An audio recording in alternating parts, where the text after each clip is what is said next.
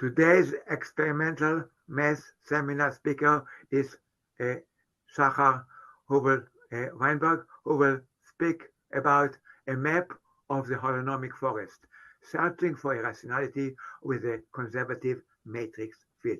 As usual, sorry, Shachar Weinbaum. As usual, please mute yourself unless you have something to say. Go ahead, Shachar. All right. So hello, everyone. My name is Shachar Weinbaum. I'm an undergraduate student at Tel Aviv University, and I'm doing research at the Ramanujan Machine group at the Technion under Professor Ido Kaminer. And I have to say how honored I am to be speaking at this seminar. Many of my mathematical heroes have spoken here before or are in this Zoom meeting. And I want to also say how I'm a bit nervous to speak at this seminar, as Doron himself has worked in this area for a very long time, and so I expect very difficult questions by the end of this talk. But if anybody has any questions, please feel free to ask them as I give this presentation. So without further ado, let's begin. I want to start with sharing what are the things I'm going to be saying throughout this lecture. What are our main claims? We will be describing an object called the conservative matrix field, which has 4 miracles in it. One is that it allows to connect different formulas for different constants in a metric way, meaning there is some systematic way of exploring it. Some of these formulas are core to irrationality theory, and we will be able to recreate a few irrationality results using that object. It actually connects and generalizes many very useful mathematical tools like Wilf-Zylberger pairs, Grobner basis, and specifically Euler algebras. And it hints at a deeper mathematical structure. Some of these properties that we will observe will be hints at something deeper, and we will give a few conjectures, which we have not seen before, which we think are worthwhile to explore. But before all of that, no experimental math talk is complete without a few sequences. And so I have 4 on the screen. The first few are easy, and anyone is welcome to have a few guesses. So at your own time. Can you see it and use the OIS? And by the way, Neil Sloan is in the audience. Hi. Yeah. Hi, Neil. So yeah, the third sequence might be the hardest, as it is not, you can't really search for it in the OAIS, though I will give a guess would be the numerators and the denominators are in the OAIS. So please, this first sequence should be quite easy.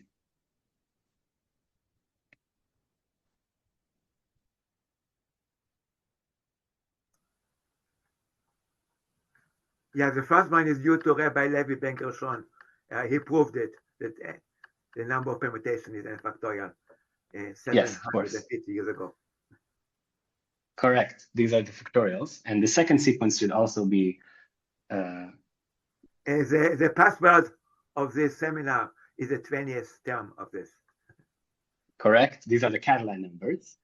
And the third sequence might be a bit more difficult.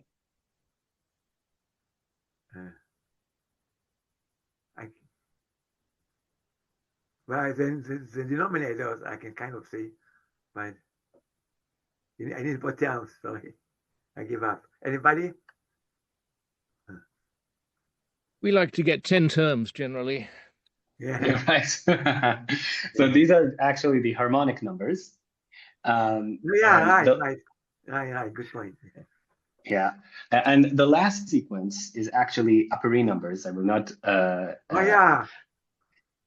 So here are the solutions. I'm sorry, I didn't give enough time, but here are the solutions. And all of these sequences are interesting on their own, but they actually have something in common.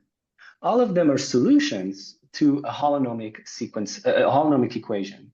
By that I mean that, for example, the nth factorial is n times the previous factorial, and the nth Catalan number is something twice times the previous Catalan number. And in general, they satisfy a homogeneous recursion with rational functions as the coefficients, right? And all of these come from different areas of mathematics, but they all share this interesting property. And so we will be discussing these sort of sequences will be sort of the stars of the show for this talk. But before we go into them a bit more deeply, I want to first share with you a pair of matrices with an interesting property. So we have in front of us two matrices, one mx and one my, and they're both dependent on two parameters, x and y. And these matrices actually commute. Well, they don't quite commute, actually. They commute in a very funny way. If I take the first matrix times the second matrix, and when I increment the first coordinate, that is equal to taking the second matrix times the first matrix where the second coordinate is incremented. So that sort of seems arbitrary, but there's a deep geometric meaning to it. So I can look at this geometrically by assigning to mx an arrow to the right and to my an arrow up, and putting that on a lattice and evaluating these matrices at the base of the lattice. So for example, here mx is going to the right from 1, 1, so I will put here mx 1, 1. And this arrow goes up from 2, 2, so I will attach to it the matrix my 2, 2. Right. And when I look at this diagram I have here, if I use this construction, this is a gigantic commutativity diagram. Meaning if I go to the right here and then up and multiply with the matrices along my way, I would get the same matrix as going up and then to the right. And so that is the sense in which this is a geometric construction. The interesting part is that I can extend this lattice indefinitely.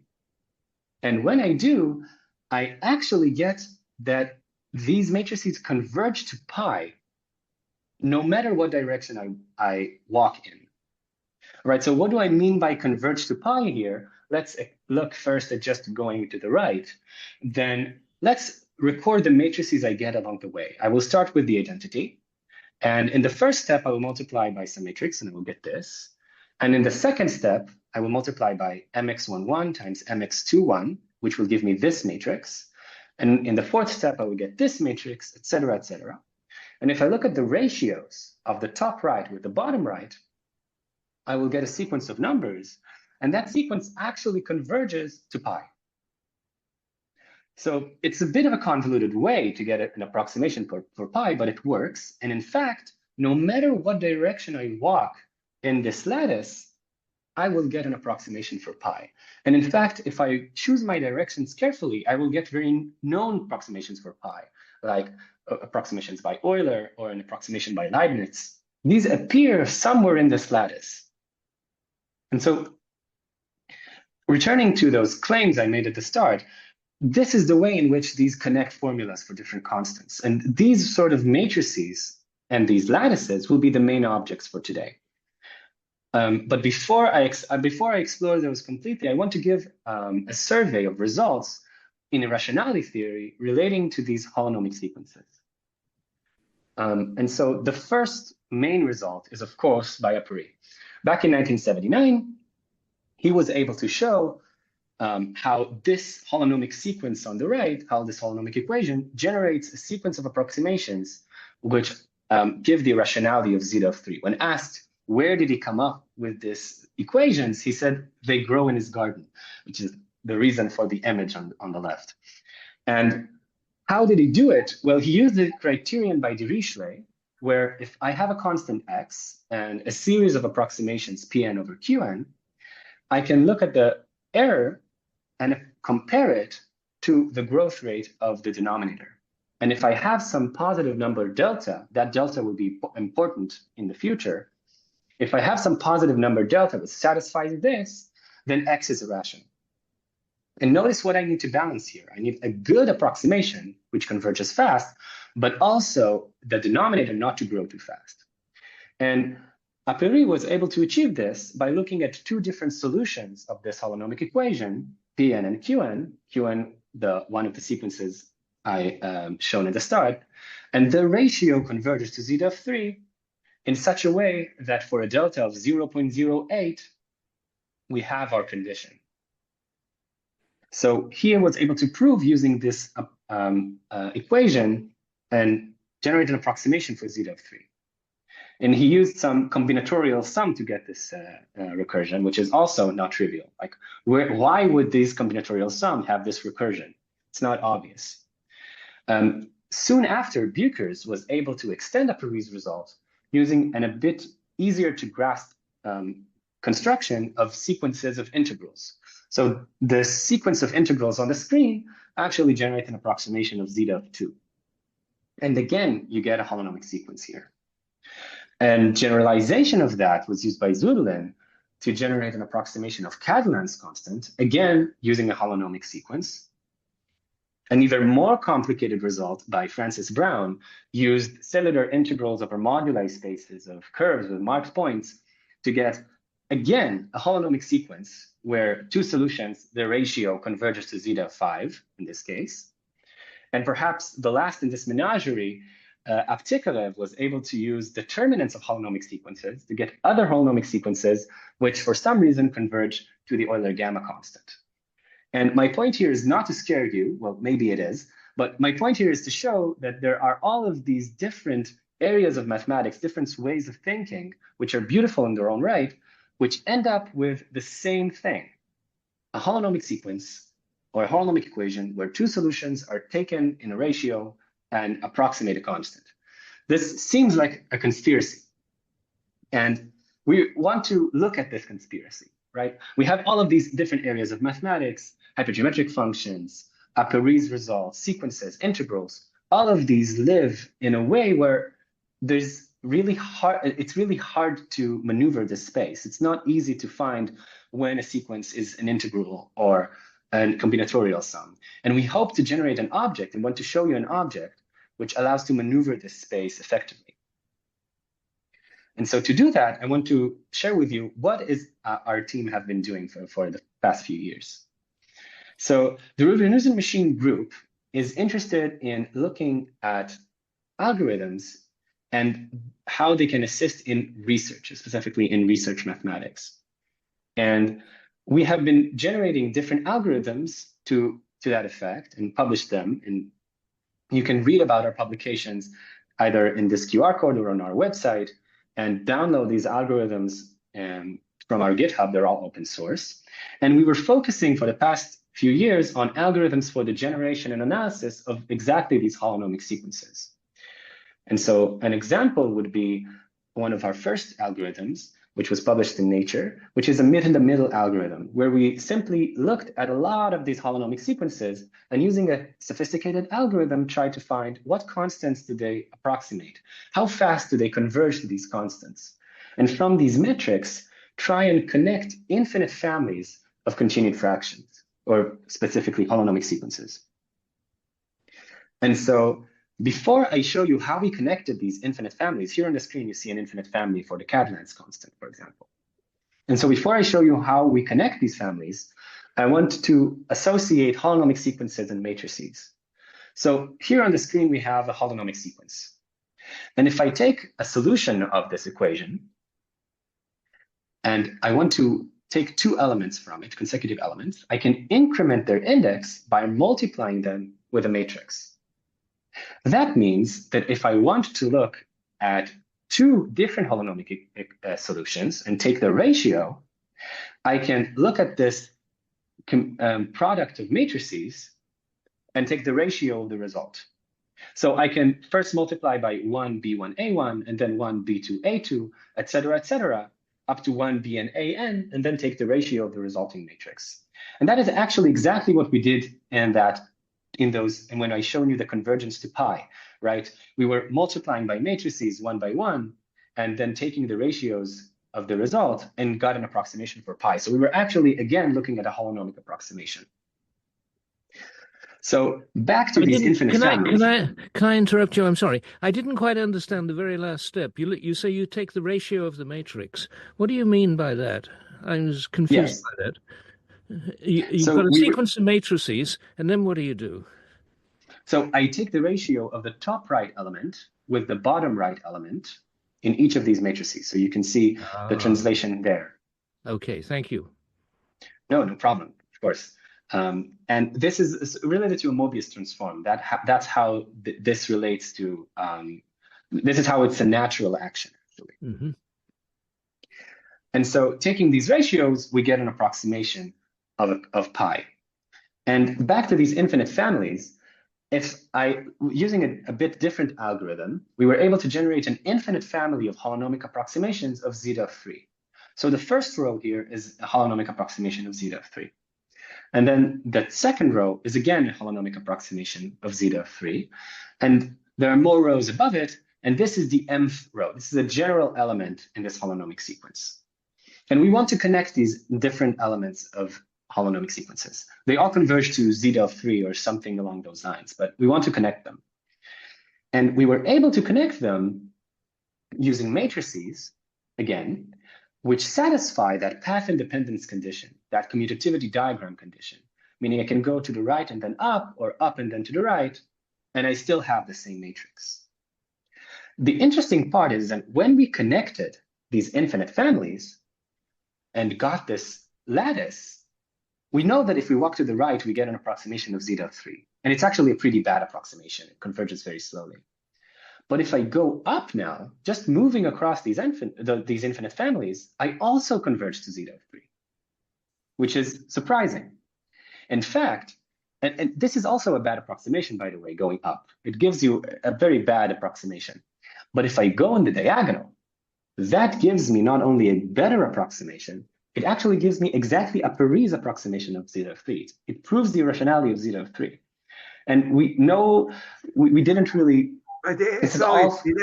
Apery's, in Van der Potten's paper, they also have similar rectangular thing, and the diagonal is the fastest converging.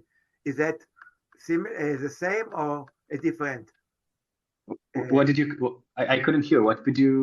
Where did the diagonal come up?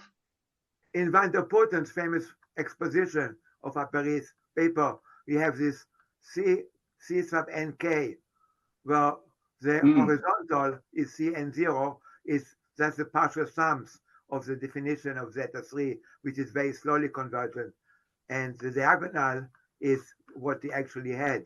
So is your approach a modification of Apery's proof as exposited by Van der Potten? So we're not sure. I'm not familiar with that result. I will mention that these diagonals are related to these things. So for example, we have found a connection to Padé approximations. And so this sort of thing of looking at a table and then going along the diagonal is quite popular in this area. But I don't know if it connects directly to Van der Potten's result. Yeah, we tried to check it. We tried to check it, and we believe it is, but the conversion is not that simple. So we do not have a direct proof that it's actually the same set of steps. But although we believe it will be, it makes sense. Yep. Oh, and so, yeah. Around 6, I'm in a seminar. Bye. So here, if we look at the different angles and look at the convergence rates, excuse me, the delta, the irrationality measure, we can plot this. So here at the 0 degree, meaning just going to the right, we get bad approximation. If I go just up, again, I have a bad approximation. But if I go along the diagonal, I get a good approximation. But we can fill in this graph with more points. For example, now I can go 2 to the right and 1 up. That is an angle between 0 and 45 degrees. And the delta is a bit better. It's still negative, but it's better. And we get a similar one if we go in that direction, 1 to the right and 2 up. And as we fill this graph with points, a miracle occurs. It's continuous. It seems like this delta, this irrationality measure, is continuous when changing the angle, which is surprising. We weren't expecting this. And that has many interesting features. For example, if I start at a bad angle, I can now use gradient descent to find an irrationality result. I can just change the angle a bit, see if it improves or worsens the delta, and then go in that direction until I find an angle with a positive delta. Another point is that here I plotted a polar plot of the delta, and so you see how it gets better, and this is the threshold for irrationality. Now we have an entire section of angles with positive delta And that entire section proves the irrationality of zeta of 3. So we have infinitely many irrationality proofs. From one irrationality proofs, we get infinitely many, which is also interesting. Uncountably infinite. Aleph, not at Aleph 0. Yeah, even, yes. And so this this is really surprising. So that it satisfies definition. You can define it in fancy terms using co-cycle properties and cohomology, but and that is what's on the screen right now. But it's a very simple extension. We want to look at a bigger lattice, maybe higher dimensional, and maybe bigger matrices. But we just want that commutativity diagram to occur. We want to go in two directions. It doesn't matter what path we take. We want the same matrix by the end. And so that is the definition of a conservative matrix field. And we have been able to find a few of them experimentally. So this is a pair of matrices which give an approximations of E. And these two matrices, which would be familiar, they're exactly the matrices from the beginning of this talk, they give an approximation of pi. And we've been able to generate some for zeta of 2 and some for Catalan's constant. I have to mention a work by Bill Gosper from 1990, which we just which we just found, which seems to be looking at these sorts of objects for a different reason, for identity proofs, but it's still a worthwhile read. It's obscure, and it's unfortunate that it's obscure. It's a very famous paper, that. Really, we haven't been able to find a lot of quotes of it. It's not that famous paper. It's another paper. And Neil, it's not that famous paper. It's not that famous paper, I don't think. This one is famous to me. It's a great classic. Yeah. Wow. So this object is it serves as sort of a compass in this holonomic forest, meaning we can use it to maneuver the space. And we will start doing that right now. We will start here in hypergeometric functions. And we will see that using hypergeometric functions, we can, and conservative matrix fields, we can recreate many results in this in irrationality theory. Some integrals by Zudilin and Beukers, Apery's results, and we will even see how these objects connect to Gröbner bases by the end. And so that is what I hope to show you right now. But before that, we need to define what is a hypergeometric function. A generalized hypergeometric function is an infinite series with p parameters for the numerator and q parameters for the denominator, where the ratios of consecutive coefficients of that infinite series are rational functions. And so an example would be this sort of three-dimensional hypergeometric function. It has 3 parameters, and it would be 1, 1, and 2 here. And that actually gives us just the logarithm. And in fact, these functions are so general, they are everywhere. Many polynomials, like Chebyshev polynomials and other polynomials, are simple hypergeometric functions, trigonometric functions, polylogarithms, Bessel functions. They're in physics, probability theory, they're everywhere. And in fact, we are able to connect them to conservative matrix fields. And that is the construction I want to show you soon. So first, how can we, using that construction, we can get a very powerful algorithm. So say you want to prove the irrationality of some constant. All you need to do is find some hypergeometric function which evaluates to that constant. So for example, if I want to prove log of 2, I know that log is in hypergeometric. I immediately get a hypergeometric which evaluates the log of 2. Then from that, I can construct a CMF. And from that, now I know what to do. I have some gradient descent algorithm, and I search through the angles until I find an irrationality proof. And so this construction from hypergeometric to conservative matrix field is what I want to show you now. It's a very interesting construction.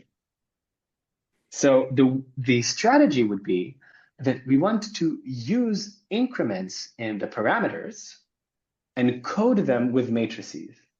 By that, I mean, I want to code a matrix which moves x1 to x1 plus 1, meaning which increments that first parameter, and then another matrix which increments that second parameter, et cetera, et cetera. And so I will have a p plus q dimensional lattice of matrices.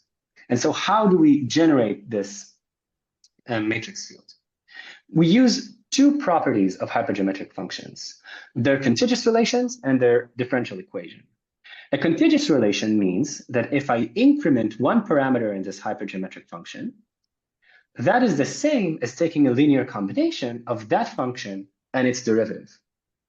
And so that shift and that derivative are the same.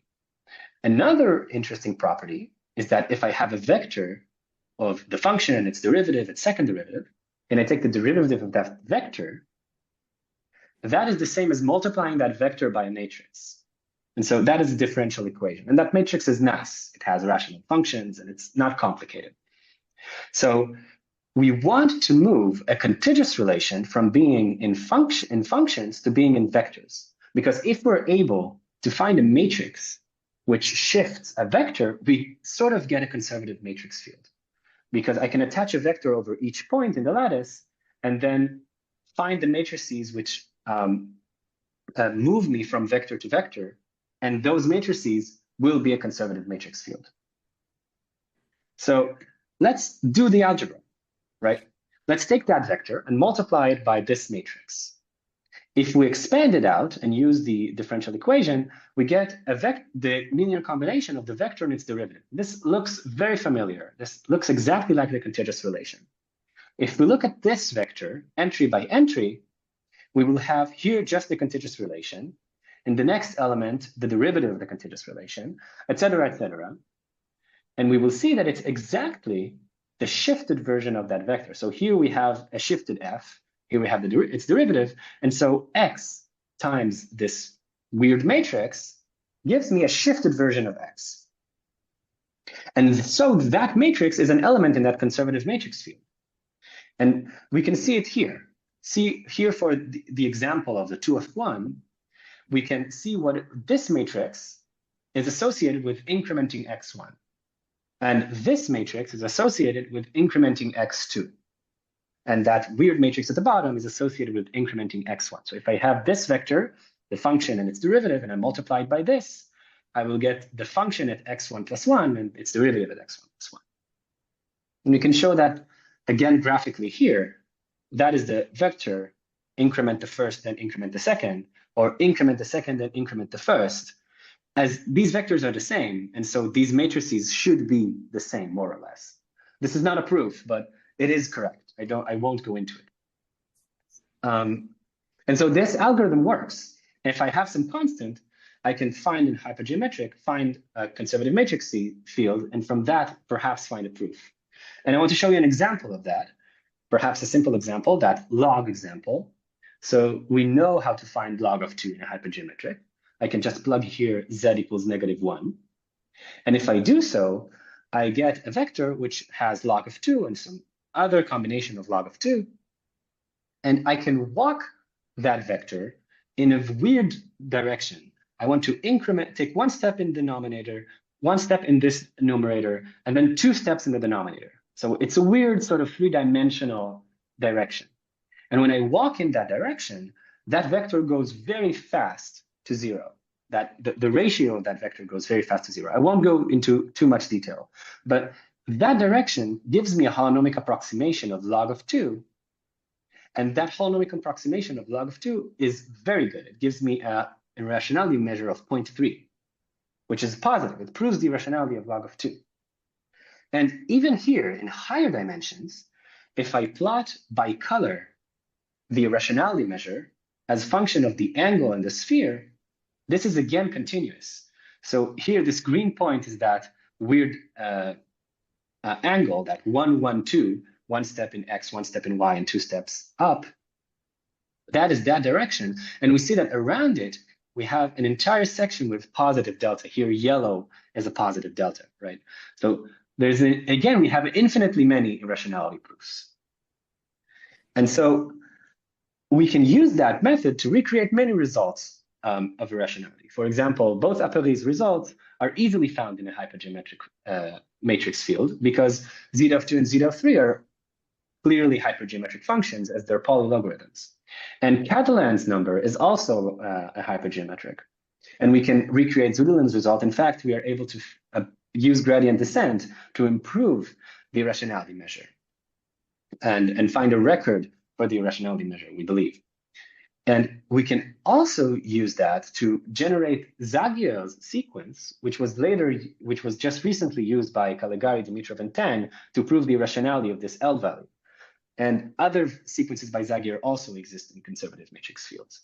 And so this object somehow includes a lot of results which are relevant in irrationality theory. Two results which we were able to extend but not recreate are the zeta 5 result by Brown and Zudilin, which we weren't able to find in a hypergeometric matrix field, but we were able to use the result and find it in a bit more complicated matrix field relating to a Campidifferia function. We found that using a Grobner basis calculation. And another result we were able to extend is a result by Zeilberger and Zudilin for the irrationality measure of pi, where we weren't able to find that approximation in a hypergeometric matrix field, but we were able to find it when calculating a Euler-Grobner basis of the integral that was provided in the paper. And so again, we can extend it to a higher dimensional space and use gradient descent to try and improve the angle. And again, in the spirit of another interesting paper, we can look at a paper by Bliss, Kuchan, and Zeilberger, which tried to use the Beukers integrals in a shifted way to again search for irrationality results. And here we found a few irrationality results for constants which might seem ugly at first sight, right? What is this number? What is its closed form? Why do we care? But I challenge you to not care about, for example, this constant, as this constant is exactly the L value which was just proven to be irrational by Caligari, Dimitrov, and Tang. So looks can be deceiving. Maybe this number is interesting. So the fact that this conservative matrix field is able to prove the irrationality of any number is amazing. Do you have a new proof of this result? So these results are proven, we see them empirically. So when we look at the approximations, we see that the delta is positive for many, many elements in that sequence. To sit down and actually show that that is the case is a bit more difficult. We will get to that by the end, but we haven't sat down and actually proved this rigorously. We see it empirically. So you have a prospect of a new proof. Thank you. Yes, yes. And another interesting point is that we are able to approximate constants which don't obviously live in a hypergeometric function. So the Euler gamma constant, for example, doesn't obviously live in a 2f2 hypergeometric function, but when we look at the 2f2 hypergeometric matrix field, we are able to find an entire hyperplane, a three-dimensional space of approximations of the Euler gamma constant. Sadly, there hasn't been an approximation with any good irrationality measure. If there were, this talk would look different. But it is the fact that we have infinitely many is quite impressive. And so I want to return to that original slide we had.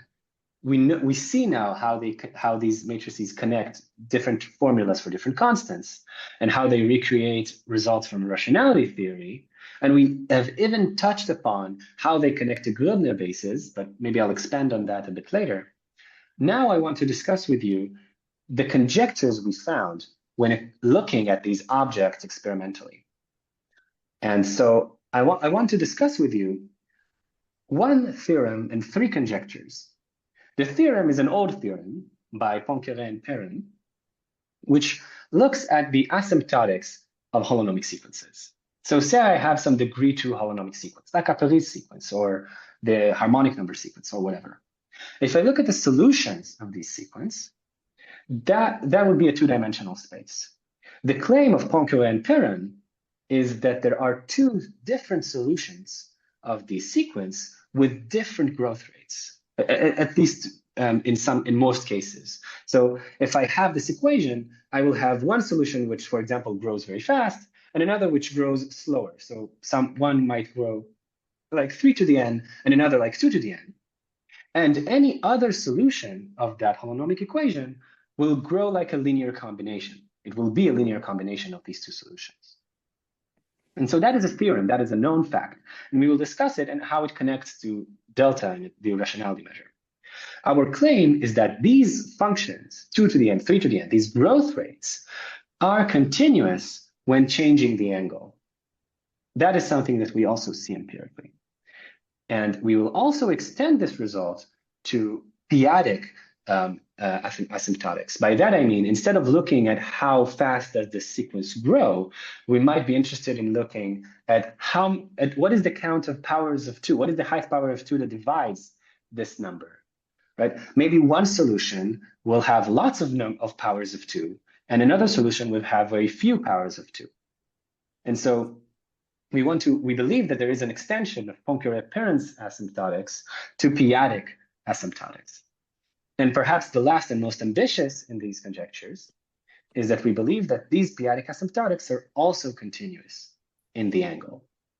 And if we have all three of these conjectures to be true, we get the continuous delta conjecture.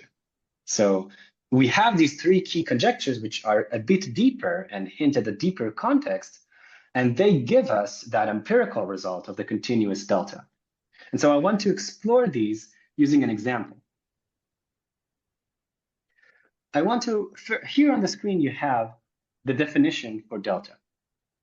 So here, delta is a limit of the error rate. Here we see how fast is this thing converging. This gives us an approximation of how fast is this sequence converging over the growth rate of what I call the effective denominator. So what I mean by that, if, for example, Pn and Qn have lots of prime factors in common, then of course I can cancel them out and get a much smaller number in the denominator. And so I shouldn't compare myself to Qn, the solution of the holonomic equation. I should compare myself to that reduced number. And say Pn and Qn are not even integers, then now I'm cheating in the other direction. The holonomic solution doesn't grow fast enough.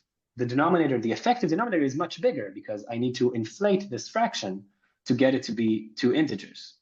And so this Qn tilde looks at this actual denominator, this effective denominator. And so let's look at an example in this case of Apery. Here, Pn and Qn are solutions of the holonomic equation, and they grow like some very big number to the power of n, plus some very small number to the power of n. One solution of this equation grows very fast, the other shrinks very fast. And so these two numbers, these sequences grow like this mixture.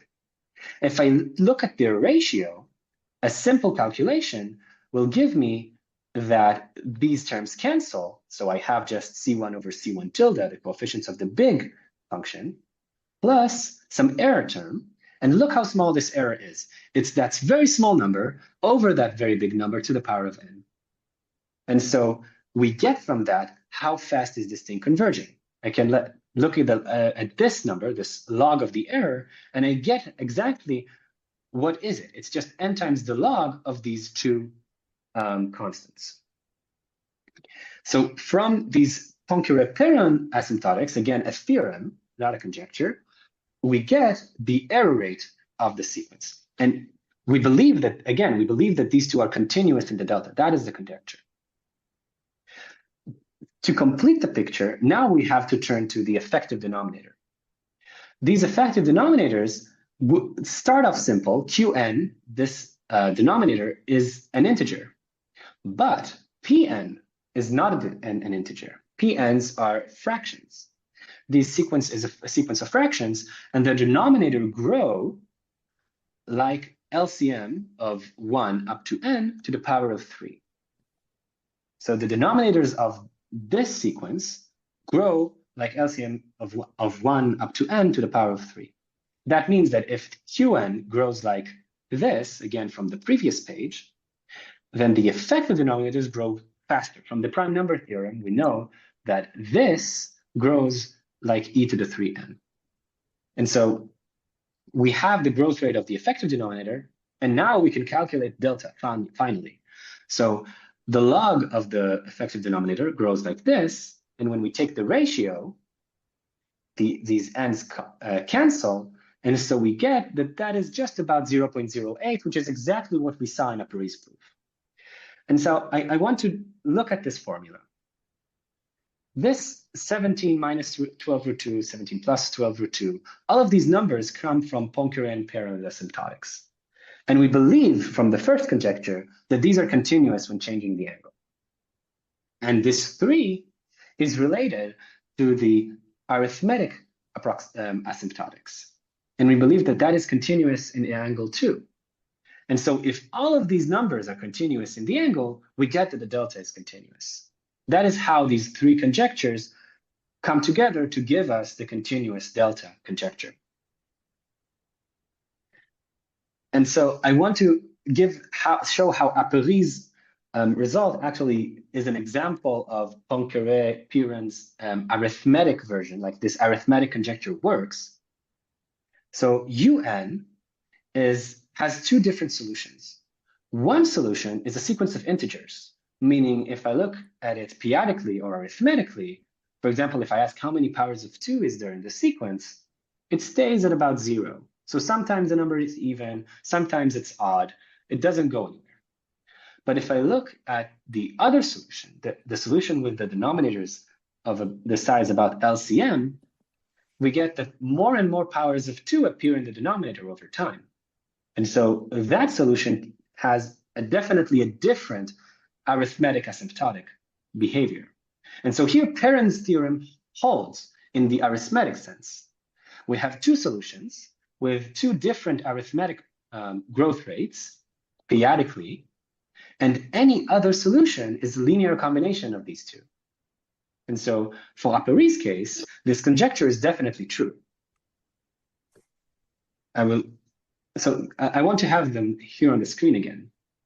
We have this Poincare-Perron asymptotics theorem, which is definitely true. We believe that these are continuous in the angle. This is, by the way, just a view of that. This is exactly that view. This is these functions over a 3-dimensional matrix field. And so we see that they're mostly continuous.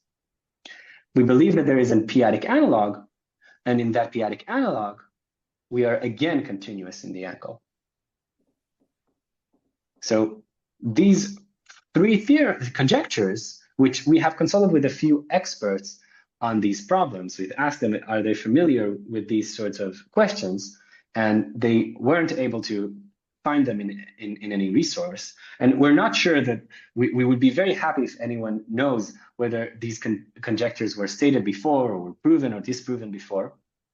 We'll be very happy if anybody knows about that. But for now, we haven't been able to find them anywhere. And they actually give us that continuous delta. And so I want to end again with this image and take us back. We started with this conservative matrix field, these pairs of innocent matrices, and we were able to use these matrix fields to maneuver in this space very effectively. We started with hypergeometric functions, and somehow we were able to recreate results by Beukers, by Zudilin, recreate results relating to very complicated integrals, and actually improve upon them and get infinitely many results from just one result. And actually hint at a deeper mathematical question about the arithmetic and dynamic of holonomic sequences. And so I have had the time to talk about everything I wanted, but I want to share with you one more slide before I leave time for questions, which is we were able to find many, many formulas for pi. Remember, I talked about how they connect different formulas. And I just love this slide. I wanted to share it with you. We were able to extend the conservative matrix field of pi to be 3-dimensional.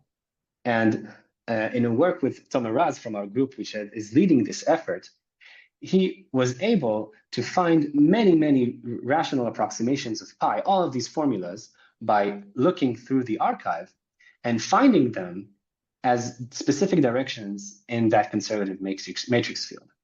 So some directions recreate results by Gauss, some directions recreate results by Euler, some directions recreate other results by Euler or by Leibniz. All of these seem to actually live in one object, that conservative matrix field of pi. And so it seems like it knows about pi much more than meets the eye. It gives us very good approximations and recreates many results from the literature. And so I think I will end it with that.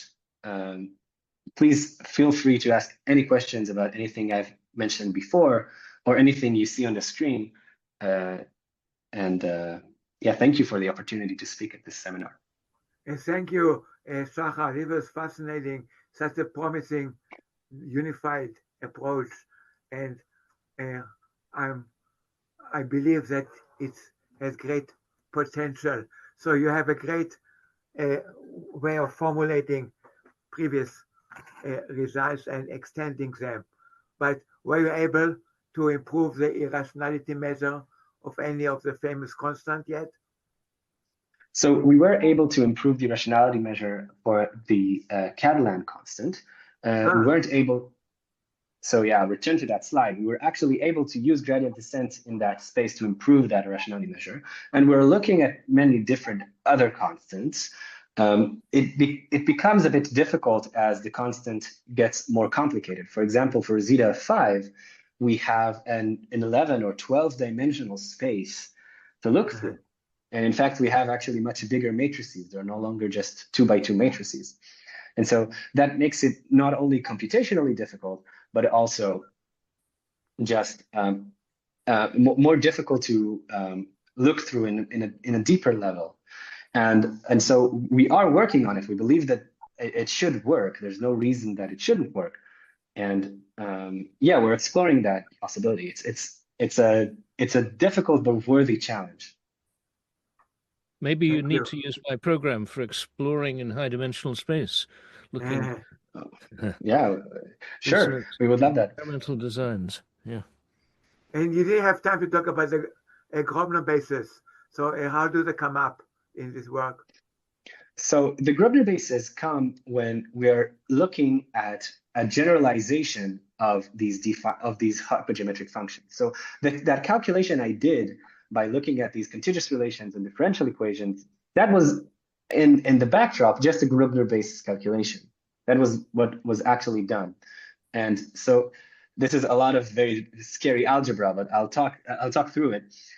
If we look at, instead of just a hypergeometric function, a definite function, which that means we're looking at a function where if I increment parameters enough, I will get some recursion, or if I take enough derivatives, I will get some differential equation. So we can't take infinitely many derivatives and not get anything new, and get new things all the time. So this is what is called a definite function. I can find, I can look at an algebra of all of these shifts and derivatives of this function and try and ask, how do I represent shifts using matrices? So this is actually just the representation theory of this algebra of shifts and derivatives, where I know that if I take enough shifts or enough derivatives, I will hit like some quotient space or some equation and get back to simpler elements in that algebra. And so that is exactly what a Grobner basis is there to solve. And that is the way we generate these conservative matrix fields. If they're more complicated than hypergeometrics, we use tools by RISC in Mathematica to specifically holonomic. Yeah, holonomic. It's an amazing tool. Yeah, very promising. Also, the Q analog is very promising. Yes. Yeah. So the Q analogs are actually quite simple. Instead of looking at irregular shifts, you look at Q shifts, which means instead of incrementing by 1, you multiply by Q. And then if you look at basic hypergeometric functions, instead of just regular hypergeometric functions, you use exactly the same tools, and you get, again, a hypergeometric, you get, again, a matrix field. And so it's much scarier. Like, this is just one matrix in that matrix field, and it has all these powers of Q, but it acts exactly the same. And we are not familiar, it's a bit above our pay grade. We haven't been really looking at why are basic hypergeometric functions interesting. We know that they appear in combinatorics and looking at partitions, but we weren't able to put our finger on how can we use these matrix fields for research. But if anybody is an expert on this or is interested to work on this, please contact us. Thank you. That's great. Other questions for Shachar? Well, thanks so much, Shachar. For 1 second. There are quite a number of open questions about either transcendental or irrational numbers to transcendental or irrational powers, where it hasn't been decided whether these numbers are rational or not. Have you been able to get any insight into that kind of question? So yeah, we're actually looking at that recently. For example, we were playing with the sum of e and pi. So e plus pi, it is a well-known thing that either e plus pi or I think e times pi are irrational, but it's not clear which one. Of course, both are irrational. But we were trying to look for hypergeometric functions which evaluate to e plus pi. And we have found a few interesting results there, but I don't want to, this is very much a work in progress. The short answer is yes, we are interested in it and we are looking into it, but nothing we can talk about publicly yet. Okay, thanks. More questions for Shachar? Well, good night. Thanks for a great talk, and please email me the slides, and the recording will be available in a couple of days, and we'll let you know. Yes. Good night, and thanks from everybody for coming. Bye-bye. Thank you very much. Thank you.